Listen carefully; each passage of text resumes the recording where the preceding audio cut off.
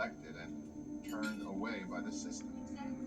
I mean, it's like we had in Watts or the riots in Chicago in '68. It's crap. I don't buy that for a minute.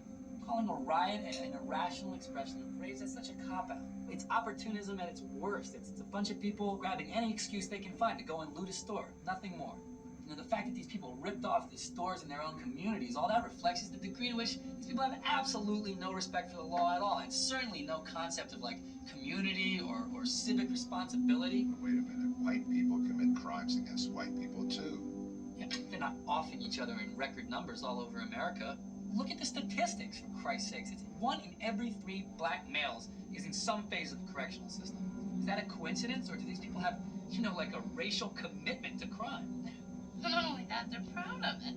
Well, maybe it says something about prejudice in the judicial system. Yeah, if you want to talk about criminal statistics, you might want to take a look at the social inequalities that produce them. Yeah, you know what? That's exactly what I hate, because what you're doing, Davina, is taking one thing and calling it something else and just, you know, alleviating the responsibility that these people have for their own actions. You know, it's like saying, it's not a riot, it's rage. It's not crime, it's poverty. It's just nonsense.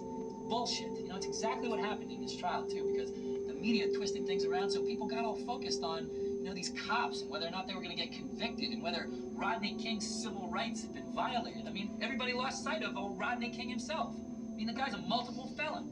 By his own admission, he's high as a goddamn kite, driving 120 miles an hour down the highway. He gets pulled over by a bunch of cops, and he attacks them.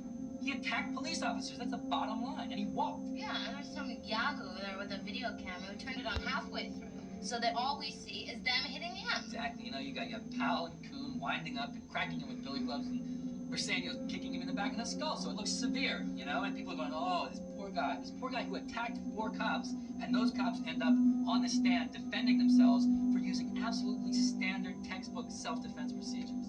I don't